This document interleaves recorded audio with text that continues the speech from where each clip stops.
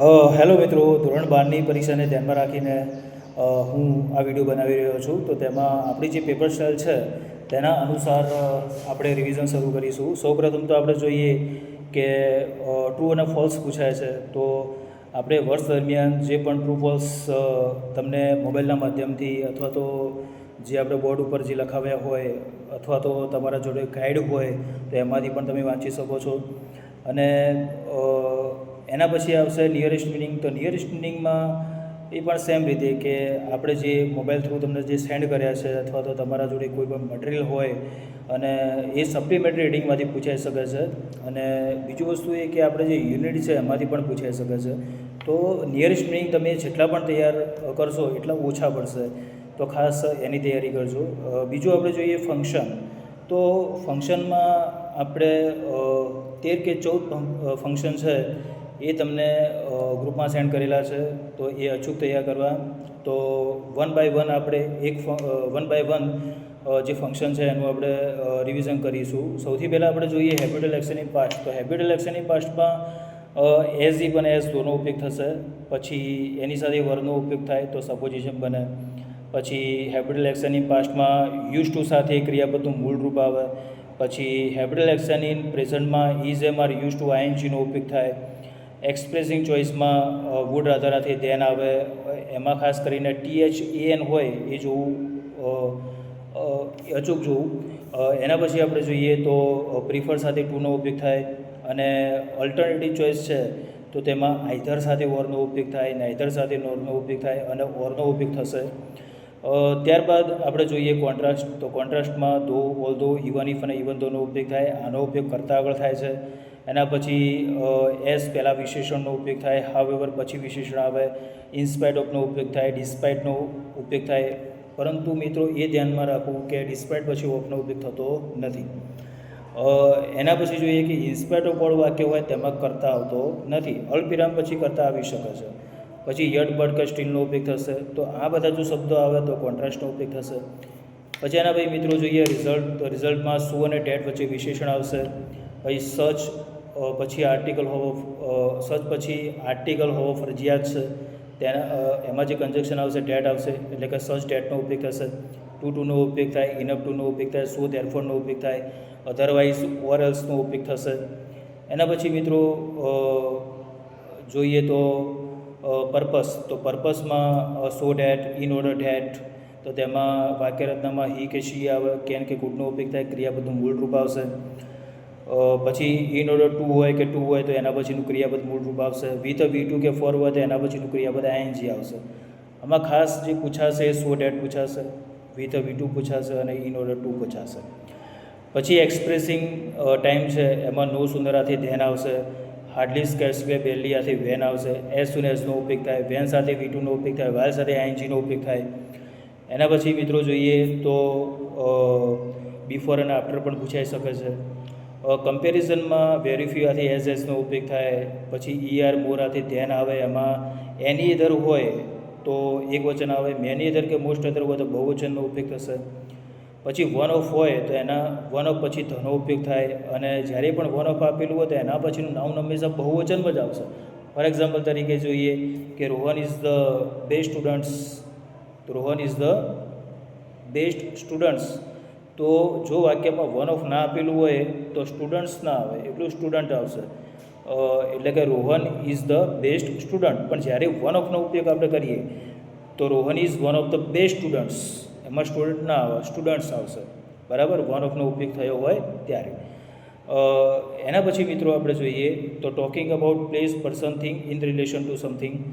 તો એમાં સિંગ્યુલર ટુનો ઉપયોગ થાય, ડિફર્સ ટુનો ઉપયોગ થાય. ધસ એમાંથી એઝ આવે. સચ સાથે એઝનો ઉપયોગ થશે. પછી લાઇક આવે, અલાઇક આવે, અનલાઇક આવે. તો તેમાં કોઈ વ્યક્તિની વાત કરી હોય તો પર્સન આવશે, કોઈ વસ્તુની વાત કરી હોય તો થિંગ આવશે, અને કોઈ સ્થાનની વાત કરી હોય તો પ્લેસનો ઉપયોગ થશે. પછી રિપોર્ટિંગમાં ડાયરેક્ટ ઇનડાયરેક્ટનું વાક્ય હોય, જેમ કે ટોલ્ડ આવે, સેડ આવે, ઇન્ફોર્મ્ડ આવે. પછી ઓર્ડર્ડનો ઉપયોગ થાય, એડવાઇઝનો ઉપયોગ થાય તો રિપોર્ટિંગ આવશે. ડુઅર ઇઝ નોટ ઇમ્પોર્ટન્ટમાં પેસિવ વોઇસનું વાક્ય હોય તો ડુઅર ઇઝ નોટ ઇમ્પોર્ટન્ટ આવે. ડુઅર ઇઝ નોટ ઇમ્પોર્ટન્ટ ના આપેલું હોય તો પ્રોસેસનો પણ ઉપયોગ થઈ શકે છે. એના પછી મિત્રો જોઈએ જેમ કે કેન હોય, કુડ હોય કે એબલ ટુ હોય તો એબિલિટીનો ઉપયોગ થાય. મે કે માઇટ હોય તો પોસિબિલિટીનો ઉપયોગ થાય. વાક્યમાં પ્લીઝ આપેલું હોય તો રિક્વેસ્ટ આવે. વાક્યની શરૂઆતમાં મે આપેલું હોય તો પરમિશનનો ઉપયોગ થાય. એના પછી ડબલ્યુએચ પ્લસ પ્રશ્નચિહ્ન હોય તો એમાં ઇન્ક્વાયરીઝ નેચર આવે, સિકિંગ ઇન્ફોર્મેશન આવે, આસ્કિંગ ફોર ક્લેરિફિકેશન આવે. ઉદ્ગાર ચિહ્ન હોય તો તેમાં એક્સક્લેમેશનનો ઉપયોગ થશે.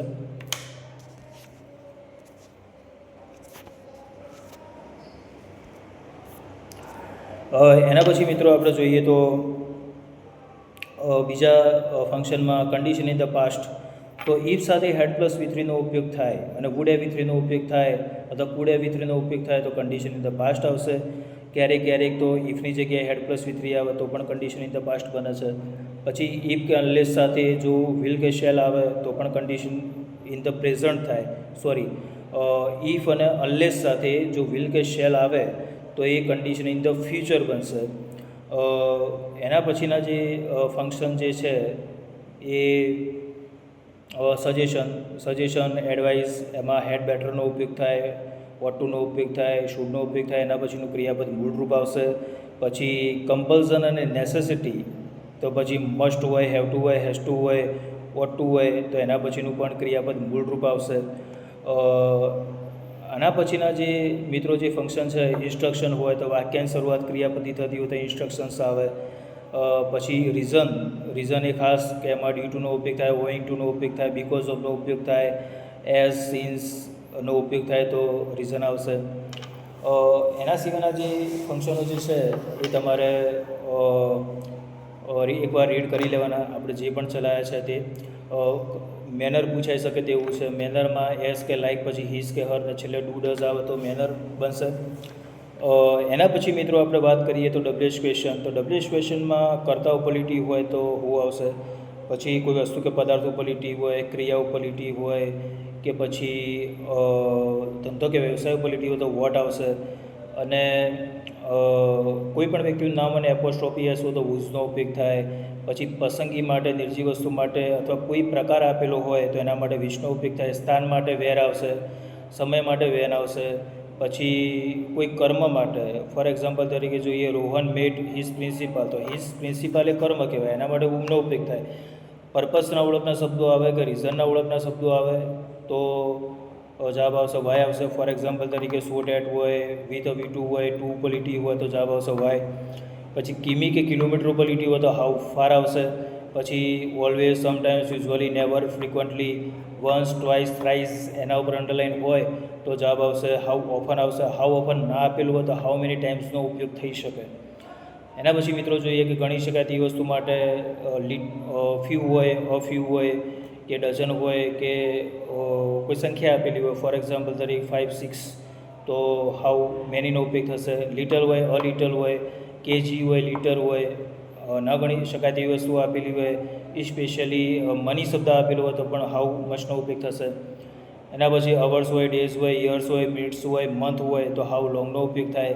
સિન્સ ઉપરલીટી આપેલી હોય તો સિન્સ વેનનો ઉપયોગ થાય. ફ્રોમ ઉપરલીટી આપેલી હોય તો ફ્રોમથી જવાબ આવશે. એના પછી મિત્રો જોઈએ આપણે ફકરામાંથી સેક્શન બી, ફકરામાંથી જે શોધીને જે લખવાનું હોય છે તો તેમાં જે વિદ્યાર્થીઓ ભૂલ કરતા હોય છે કે સપોઝ કે કોઈ ક્વેશ્ચન જે છે, ફોર એક્ઝામ્પલ તરીકે હું તમને સમજાવું કે વોટ ડીડ વોલ્ટ બાય, તો આપણે મિત્રો જ્યારે પણ આપણે જવાબ લખીએ ત્યારે આપણે કર્તાથી શરૂઆત કરી. વોલ્ટ ડીડ આપણે કાઢશો તો પછી બાય હોય એનું આપણે વોટ કરવું પડશે અને પછી જ જવાબ લખાશે. એ જ રીતે મિત્રો જો વોટ ડઝ વોલ્ટ બાય, તો ડઝ આપેલું તો ડઝ કાઢી અને વોલ્ટ પછી ડઝ નીકાળીએ તો બાયનું બની જશે, બાઇસ બની જશે. પણ what do Walt and Roy buy, તો મિત્રો જ્યારે ડુ આપેલું હોય તો પછી કરતા લખી અને ક્રિયાપદનું મૂળ રૂપ જ આવશે, કારણ કે ડુમાં કોઈ પણ જાતનો ફેરફાર થશે નહીં. આ બાબતો ખૂબ ધ્યાનમાં રાખવાની. એના પછી મિત્રો જોઈએ આપણે કે તમે ભૂલો કરતા હોય કે આઈ આપેલું હોય તો બેઠું આપણે આઈ લખીએ તો ખોટું પડે. આઈની જગ્યાએ આપણે જે તે સબ્જેક્ટ હોય તે લખવો પડે. પ્રશ્ન અંદર જે તે સબ્જેક્ટ આપેલો હોય, ફોર એક્ઝામ્પલ તરીકે પ્રશ્ન અંદર વોલ્ટ આપેલું હોય તો આઈની જગ્યાએ આપણે વોલ્ટ લખવું પડે. એના પછી જો માય આપેલું હોય કે પછી યોર આપેલું હોય તો ડાયરેક્ટ ઇનડાયરેક્ટ સ્પીચના જેમ આપણે માય હોય તો બોલનાર મુજબ, તો પછી છોકરો હોય તો હિસ કરવું પડે. યોર સાંભળનાર મુજબ કોઈ છોકરો હોય તો હિસ કરવું પડે. જો છોકરી હોય તો બંનેમાં હરનો જ ઉપયોગ થશે. પણ જો મી આપેલું હોય કે પછી યુ આપેલું હોય તો મી બોલનાર મુજબ કોઈ છોકરો હોય તો હિમ આવે, કોઈ યુ બોલનાર મુજબ કોઈ છોકરો હોય તો હિમ આવે, અને છોકરી હોય તો હરનો જ ઉપયોગ થાય. તો આ બધા તમારે ચેન્જીસ તમારે કરવા પડશે. જ્યારે તમે ફકરા લખો ત્યારે બેઠા ફકરા લખાશે નહીં. હા, અમુક વાર એવું બને છે કે બેઠા ફકરા આપેલું હોય છે, બરાબર. જો કોઈને ફકરામાંથી જવાબ લખતા ના આવડતા હોય તો 2 કે 3 શબ્દો પસંદ કરી, WH સિવાયના 2 કે 3 શબ્દો પસંદ કરી અને એ 2 શબ્દો જે સેન્ટેન્સમાં આવતા હોય એ સેન્ટેન્સ આપણે લખી નાખવાનું, જ્યાં સુધી ફૂલ સ્ટોપ ના આવે ત્યાં સુધી. પછી મિત્રો બીજી આપણે વાત કરીએ કે શોર્ટ નોટમાં તો મેં તમને જે સેન્ડ કરેલી છે તેમાં એડજસ્ટમેન્ટ છે, વોલ્ટવાળી શોર્ટ નોટ છે, મંકી સ્પો જે છે એ મોસ્ટ આઈએમપી છે. એના પછી આપણે વાત કરીએ તો જે સ્ટાન્જા જે છે તો ફોરેન મેન ફોરેન કન્ટ્રીવાળો જે સ્ટાન્જા જે આપેલા છે એ થોડાક મતલબ કે ડિફિકલ્ટ છે. તો એમાં મિનિંગ વધારે પૂછાય છે કે સ્ટાવડ એટલે શું થાય. તો આ બધું આપણે રિવિઝન કરાવેલું છે, તો એ વ્યવસ્થિત રીતે તૈયાર કરવું. એના પછી મિત્રો આપણે વાત કરીએ તો સેક્શન ડીની, એના પહેલાં જોઈએ સમરી રાઇટિંગ. સમરી રાઇટિંગમાં આપણે 1/3માં સંક્ષેપ કરવાનું છે અને યોગ્ય શીર્ષક આપવાનું છે. એના પછી જોઈએ તો સેક્શન ડીમાં ડુઅલ્સ ડાયરેક્ટેડમાં આપણે જે કોઠો લખાયેલો છે કે ઇઝ અને એમનું વોસ થાય, પછી કેનનું કુડ થાય, મેનું માઇટ થાય, આરનું ભૂતકાળ વર થાય, પછી મેનું માઇટ થાય, હેવેઝનું હેડ થાય, ડુડલ્સનું ડીડ થાય. તો ફોર એક્ઝામ્પલ તરીકે કેનનું કુડ કરેલું હોય તો બધું ભૂતકાળમાં ફેરવવાનું. પછી હેઝ આવે તો એનું હેડ થશે, હેવ આવે તો પણ એનું હેડ થાય, પછી ઇઝ આવે તો વોસ થશે, આર આવે તો એનું વર થાય. તો આ રીતે ચેન્જીસ કરવાના રહેશે. જો હેઝ પ્લસ V3 આપેલું તો બધું હેઝ પ્લસ V3માં ફેરવવાનું. ઇટ મીન્સ કે કોઈ બહુવચન આવી જાય તો હેવ પણ આવી શકે. પછી જો હેડ પ્લસ V3માં આપેલું તો બધું હેડ પ્લસ V3માં ફેરવવાનું. વિલ પ્લસ V1માં આપેલું હોય તો બધું વિલ પ્લસ V1માં ફેરવવાનું રહેશે. હેઝ બીન ING આપેલું તો બધું હેઝ બીન INGમાં ફેરવવાનું રહેશે. એના પછી મિત્રો જોઈએ ડાયરેક્ટ ઇનડાયરેક્ટ સ્પીચમાં પ્રશ્ન વાક્યનો નિયમ છે, પછી પ્લીઝમાં રિક્વેસ્ટેડ, લેટ્સનો જે નિયમ છે અને ઉદ્ગાર વાક્યનો નિયમ છે ખાસ તૈયાર કરવો. તો જેમ કે પ્રશ્ન વાક્ય હોય તો આસ્કડ આવે, કન્જક્શન ઇફ આવે. વાક્યની શરૂઆત WH થતી હોય તો WH જ કન્જક્શન આવે. પ્રશ્ન પૂછ્યા પછી તરત જ રિપ્લાઇડ આવે, કન્જક્શન ડેટ આવે. પછી લેટ્સ હોય તો સજેસ્ટેડ આવે, કન્જક્શન ડેટ આવે. લેટ્સની જગ્યાએ દે શુડ આવે. પ્લીઝ હોય તો રિક્વેસ્ટેડ આવે, કન્જક્શન ટુ આવે. ઉદ્ગાર વાક્ય હોય તો એક્સક્લેમ્ડ આવે, કન્જક્શન ડેટ આવે. વખાણ કર્યા હોય તો પ્રેઝ આવે, ટીકા કરી હોય તો રિમાર્કડ આવે. ખુશીની ભાવના હોય તો જોયા આવે, દુઃખની વાત હોય તો સ્વરોનો ઉપયોગ થાય. તો મિત્રો આ બધા જે નિયમો છે વ્યવસ્થિત તૈયાર કરવા. એની સાથે સાથે યસ્ટરડે તો પ્રીવિયસ ડે થાય, ટુમોરોનું તો નેક્સ્ટ ડે થાય, નાવનું ધેન થાય, પછી ઓકેનું અગ્રીડ થાય, સોરીનું એપોલોજાઇઝડ થાય, યસનું પોઝિટિવલી થાય, નોનું નેગેટિવલી થાય. તો આ બધા જે પદો છે ખાસ તૈયાર કરવા. બીજું કે માય છે, યોર છે, પછી યુ છે, મી છે. તો આ બોલનાર ને સાંભળનાર મુજબ જે હોય છે એ તો પૂછાશે જ, એ ખાસ તૈયાર કરવું. આઈ બોલનાર મુજબ, યુ સાંભળનાર મુજબ, છોકરો વધે હી, છોકરી વધે શીનો ઉપયોગ થશે, બરાબર. એના પછી જોઈએ આપણે મિત્રો પેસિવ વોઇસમાં. પેસિવ વોઇસમાં જે સ્ટ્રક્ચર છે સેમ છે. તો પહેલાં કર્મ આવે.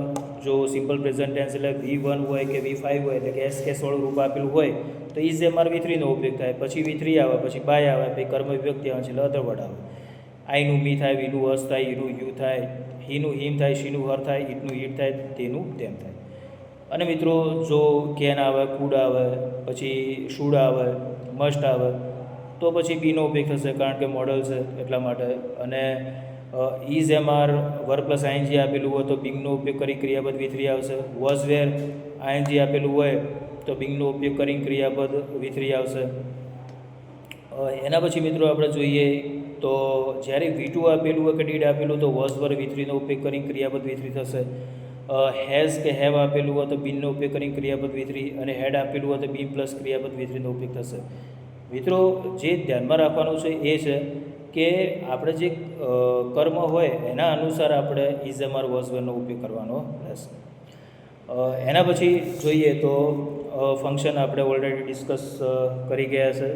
પછી આવશે મિનિંગફુલ સેન્ટેન્સ. તો મિનિંગફુલ સેન્ટેન્સમાં ખાસ તમારે ધ્યાનમાં એ રાખવાનું છે કે છેલ્લે ધીઝ હોય તો એનું ડેટ કરી પહેલાં વાક્ય સાથે જોડવાનું. હી કે શી હોય તો હુનો ઉપયોગ કરવાનો. હિઝ કે હર હોય એની જગ્યાએ હુઝનો ઉપયોગ કરવાનો. ઈટની જગ્યાએ વિશનો ઉપયોગ થાય. બાકીના જે તમે કન્જક્શન જે લગાવી શકો છો, બટ છે, એન્ડ છે, નાઇધર નોર છે, બીકોઝ છે, એનો તમે ઉપયોગ કરી શકો છો. ખાસ કરીને મતલબ કે સોનો ઉપયોગ વધારે થાય છે. ધેરફોરનો પણ ઉપયોગ કરી શકો છો તમે.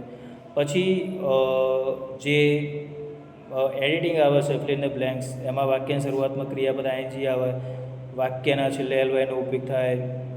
અમુક સંજોગોમાં ના થાય, મોસ્ટલી થાય છે.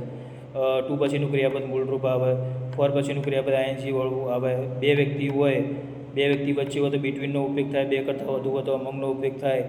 તો અને વેન સાથે V2નો ઉપયોગ થાય, વેલ સાથે આઈએનજીનો ઉપયોગ થાય. તો આ બધા નિયમો આપણે ચલાવેલા છે, તો તેનું એક વખત રિવિઝન કરી દેવું મિત્રો. અને બીજું એ કે ખાલી જગ્યાવાળું જે હોય તો ખાલી જગ્યા લખીને પછી જવાબ લખવા, ડાયરેક્ટ જવાબ લખવા નહીં, અન્યથા માર્ક્સ મળશે નહીં. એના પછી જોઈએ મિત્રો એસે. એસે રાઇટિંગમાં કાર્ટૂન સિરીઝ છે, વુમન એમ્પાવરમેન્ટ છે, સુપરસ્ટિશન છે, સ્ટ્રેજ મેનેજમેન્ટ છે, ટ્રીઝ આર બેસ્ટ ફ્રેન્ડ છે, એ બધા નિબંધો પૂછવાની પૂરી શક્યતા છે. એના પછી જોઈએ મિત્રો તો એપ્લિકેશન અને જે સ્પીચ ઓવરમાં પૂછાય છે, તો સ્પીચનું ફોર્મેટ સારી રીતે તૈયાર કરવું, અને વચ્ચેનું જે કન્ટેન્ટ છે એ આપણે જે તે પોઈન્ટ્સ આપેલા હશે એના આધારે લખવાનું રહેશે. પછી એપ્લિકેશનમાં મેં તમને આઈએમપી મૂકી દીધેલી છે. એમાં ખાસ બાબત ધ્યાનમાં રાખી કે ડેટ ફરજિયાત લખવી. પછી કોઈ સ્કૂલ કે કોલેજની પૂછાય તો ટુ ધ પ્રિન્સિપાલ આવશે, પણ એમાં જે આપેલું એ જ લખવાનું. જેમ કે પ્રેસિડેન્ટ આપેલું તો પ્રેસિડેન્ટ લખવાનું. અને સ્કૂલ કે કોલેજ સિવાયની પૂછાય તો ધ મેનેજર લખવાનું રહેશે. ક્યારેક ધ જનરલ મેનેજર પણ આપેલું હોય અંદર, તો એ તમારે લખવું પડશે. અને એક્સપિરિયન્સમાં ખાસ એક્સપિરિયન્સમાં અને જે આગળ જે સ્કૂલ આપેલી હોય તે મેચ થવી ન જોઈએ, અલગ અલગ આવવું જોઈએ. સેમ રીતે કંપનીમાં પણ એ જ રીતે રહેશે. અને એપ્લિકેશનમાં જે આપણે પોઈન્ટ્સ જે છે, જે હેડિંગ જે છે એના સ્પેલિંગો સાચા હોવા જોઈએ. જેમ કે એજ્યુકેશનલ ક્વોલિફિકેશન, એક્સપિરિયન્સ, એન્ગ્લોઝર, બરાબર, પહેલો અક્ષર કેપિટલ હોવો જોઈએ. બાયોડેટા અને જે ડિગ્રી છે એ વ્યવસ્થિત તૈયાર કરવાની. એના પછી મિત્રો જોઈએ તો આપણા જે ડેટા જે છે એ ખાસ કરીને એના જે ક્રિયાપદો છે ખાસ તૈયાર કરવા. સ્ટાર્ટ લાઈન તો this table shows, this diagram shows, this pi chart shows, this data shows, this information R given about. તો આપણે જે પણ ડેટા લખાવેલા છે એની તૈયારી કરવી. ગુણ હોય તો ગોટનો ઉપયોગ થાય, રન હોય તો હિટનો ઉપયોગ થાય, ખર્ચ હોય તો સ્પેન્ડ્સનો ઉપયોગ થાય. પછી કોઈ ટકાવારી કે સંખ્યા હોય અથવા તો પ્રકાર આપેલા હોય તો ધ્યારાને જે રીઝનો ઉપયોગ થાય. અને બીજું વસ્તુ એ કે સંશોધન હોય તો ઇન્વેન્ટેડનો ઉપયોગ થાય. કોઈ પોએમ હોય, નોવેલ હોય તો રોટનો ઉપયોગ થાય. ખાવું પીવું ઊંઘું નવું માટે ટેક્સનો ઉપયોગ થાય. ખર્ચ માટે સ્પેન્ડ્સનો ઉપયોગ કરી શકો, આવક માટે અંશનો ઉપયોગ કરી શકો તમે. તો અને જે બે કે તેથી વધારે માહિતી આપેલી હોય તો હાઈએસ્ટ લોએસ્ટનો ઉપયોગ કમ્પેરિઝન માટે થાય. બે વ્યક્તિ આપેલા હોય તો પછી આપણે કમ્પેરેટિવ ડિગ્રીનો ઉપયોગ કરવો પડે. જેમ કે ઓલ્ડર દેન, શોર્ટર દેન, એ રીતે યુઝ કરી શકો છો તમે. એના પછી મિત્રો ઈમેલ જોઈએ. તો ઈમેલમાં ખાસ આપણે કે અમુક વિદ્યાર્થીઓને ટુનું ફ્રોમમાં ટુનું થતું હોય છે. તો આપણે સૌથી પહેલાં ટુ જોવાનું કે ટુ કઈ બાજુ આપેલું છે. ટુ પછી જે પણ આપેલું હોય ટુમાં આવશે, બાકીનું જે વધે એ ફ્રોમમાં આવશે. એટલે કે ઓન બિહાફ ઓફ પછી હોય, વાક્યની શરૂઆતમાં નેમ આપેલું હોય ફ્રોમમાં આવશે. અને જે પણ આપણે આઈડી સપોઝ કે ના આપેલી હોય તો જાતે બનાવવાની. આઈડી સ્મોલમાં આવશે, વચ્ચે જગ્યા છૂટવી ન જોઈએ. અને ટુ લખીએ, ફ્રોમ લખીએ, સબ્જેક્ટ લખીએ કે ડિયર કે રિસ્પેક્ટેડ સર લખીએ કે રિગાર્ડ્સ લખીએ, એ પહેલો અક્ષર કેપિટલ આવવો જોઈએ. ફક્ત આઈડી જ એ સ્મોલમાં આવવી જોઈએ. તો મિત્રો ફરીથી કહું છું, ટુ પછી જે આવશે ટુમાં આવશે, બાકીનું જે વધે ફ્રોમમાં આવશે. આઈડી ન આપેલી હોય તો જાતે બનાવવી. એના પછીનું વચ્ચેનું જે છે એ તમે ફકરા પાડીને લખી શકો છો, પણ એ ફકરો પાડો તો ચાલે. અને વચ્ચે કોઈ એવું દેખાવું ન જોઈએ કે છૂટી ગયું છે. તો એક જ ફકરામાં લખવું અને કોઈ વધારાની લીટીઓ પાડવી નહીં. ફક્ત જે ડ્રાફ્ટ છે એક લીટી 2માં આવશે, સબ્જેક્ટમાં આવશે, ફ્રોમમાં આવશે અને ડેટ લખતા તો ડેટમાં આવશે. બાકી બીજી કોઈ વધારાની લીટી કરવી નહીં અને વ્યવસ્થિત રીતે ડ્રાફ્ટ કરવો. એના પછી મિત્રો બીજું મારે એ કહેવું છે કે ડબલ્યુએચ ક્વેશ્ચનમાં થોડીક મતલબ કે હિન્ટ આપી દઉં કે અમુક ટાઈમે એવું થાય છે કે ડબલ્યુએચ ક્વેશ્ચન એકથી વધારે રિપીટ થતા હોય છે.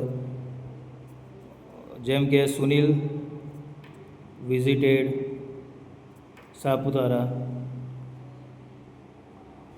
તો સાપુતારા આપેલું છે તો અહીંયા ઈડી પ્રત્યે એટલે કે પાસ્ટમાં આપેલું છે તો સાપુતારા એ સ્થળ માટે આપણે વેરનો ઉપયોગ કરીશું. ભૂતકાળ આપેલું હોવાથી ડીડનો ઉપયોગ થાય. પછી સુનિલ અને પછી ડીડ પછીનું ક્રિયાપદ મૂળ રૂપ જ આવવું જોઈએ તો વિઝિટ થઈ જાય.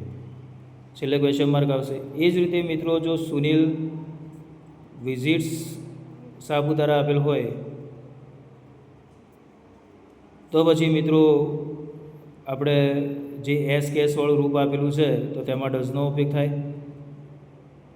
પછી સુનિલ અને ડઝ પછીનું પણ ક્રિયાપદ મૂળ રૂપ જ આવશે એટલે ઉપયોગ શેનો થશે? વિઝિટનો ઉપયોગ થશે. એના પછી મિત્રો જોઈએ કે Sunil and Karan visit Saputara.